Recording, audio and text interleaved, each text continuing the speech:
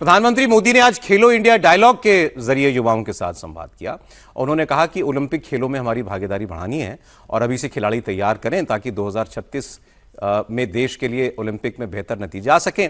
15 अगस्त को भी लाल किले से उन्होंने देश के सामने एक स्पोर्ट्स विजन रखा था और कहा था कि सिर्फ मेडल जीतने तक ही सीमित ना रहें आप, बल्कि विकसित भारत और देश की खेल शक्ति को बढ़ाना ये उसके लिए अभियान है।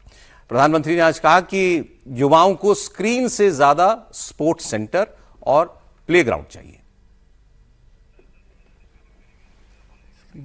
ये बयान मैं आपको भी दिखाता हूं। ये प्रधानमंत्री कार्यक्रम की तस्वीर है जो भी आप देख रहे थे। कुछ टेक्निकल एरर है, मैं भी बयान आपके लिए चलवाते हैं दोबारा।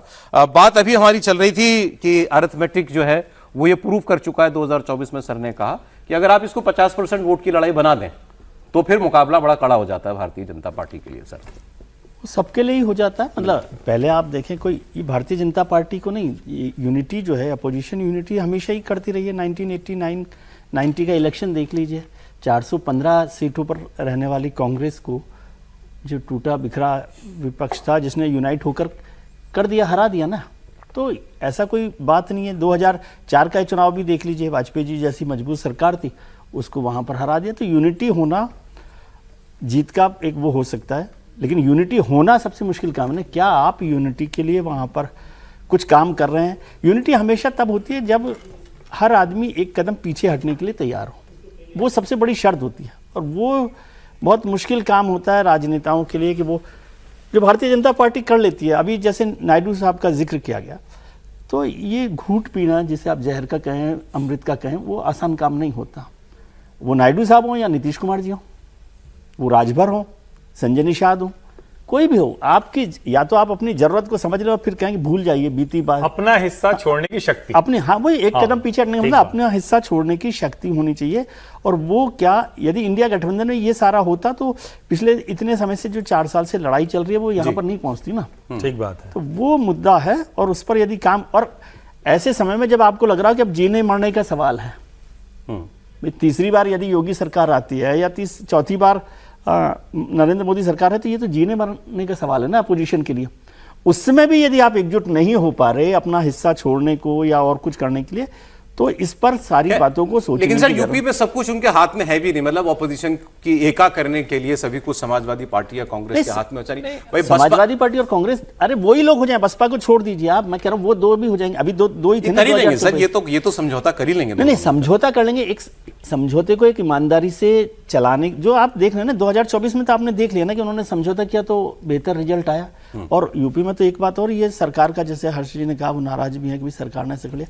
इतनी नाराजगी थे, शुद्धिकरण करवा के इसको कर सकते थे यूज। मैं ये कह रहा था कि आप वहां बसपा भी है, बसपा आपसे मैनेज नहीं होती है। अब छोटी पार्टियों में, अब वो आजाद समाज पार्टी वाले, चंद्रशेखर वाले भी, उनका भी एक पॉकेट में ही सही, उनका भी प्रभाव वहां पर बढ़ता जा रहा है वेस्टर्न यूपी में ही। इनके अलावा ओवैसी सर, बीजेपी के सारे सहयोगी दल पॉकेट्स वाले ही हैं। उत्तर प्रदेश में कोई भी बीजेपी का जो सहयोगी दल है वो पॉकेट से बड़ी ताकत नहीं रखता, लेकिन उन्होंने सबको एडजस्ट किया ना। सर वो जितना जोर एक करने के लिए लगाएंगे, बीजेपी तो लगाएगी ना कि अब ये करना हो पाए सामने। समीर जी, नहीं, निश्चित रूप से बीजेपी ये कोशिश करेगी, लेकिन अखिलेश यादव समाजवादी पार्टी के प्रमुख है, राहुल गांधी कांग्रेस के प्रमुख है, ये आपस में अंडरस्टैंडिंग कर ले, इसमें छोटे 1-2 दल और भले ही ये जोड़ ले। लेकिन क्या उत्तर प्रदेश में अगर अखिलेश यादव कांग्रेस को 200 सीटें दे देंगे तो क्या ताकत है क्या इतनी सीटों पर लड़ने की? कांग्रेस की जमीनी ग्राउंड है? अखिलेश यादव जमीनी सच्चाई जानते हैं ना कि उत्तर प्रदेश में तो लड़ाई मुझे अकेले को लड़ना है। कांग्रेस की हैसियत नहीं है इतनी कि मैं उसको सीटें दे सकूं। और कांग्रेस को लग रहा है कि 6 सीटें हम लोकसभा के जीत गए हैं, तो हमें उत्तर प्रदेश में कम से कम बड़ा हिस्सा दिया जाए। तो मुझे लग रहा है कि भारतीय जनता पार्टी का जो गठबंधन वहां पर जो उत्तर प्रदेश के अंदर बना हुआ है, योगी आदित्यनाथ के नेतृत्व के अंदर, जैसे कहते हैं राजभर है, निषाद है, वहां पर अनुप्रिया पटेल साथ है और जयंत चौधरी वहां पर जुड़े हुए हैं। यह एक बहुत विनिंग कॉम्बिनेशन उत्तर प्रदेश के अंदर बना हुआ है। सरकार के बीच में इनकी अंडरस्टैंडिंग बहुत बेहतर चल रही है। ठीक है, बीच बीच में बयान इस तरीके से आते रहे कि भाई अनुप्रिया पटेल के पति आशीष पटेल के जो बयान आए सरकार को लेकर, वो सर्च करने वाले थे, कभी ओम प्रकाश राजभर क्या है, कभी निषाद क्या है। लेकिन ये सब जानते हैं कि अगर सत्ता में हमें बने रहना है तो योगी आदित्यनाथ और भारतीय जनता पार्टी के साथ बने रहना होगा। उत्तर प्रदेश में समाजवादी पार्टी को इतनी बड़ी ताकत नहीं है कि वो अपने दम पर सहयोगी दलों को खींचकर लेकर जाए।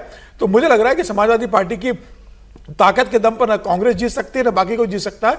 तो ये कितना भी एका कर ले, जी। योगी आदित्यनाथ के नेतृत्व में भारतीय जनता पार्टी का गठबंधन बहुत भारी है।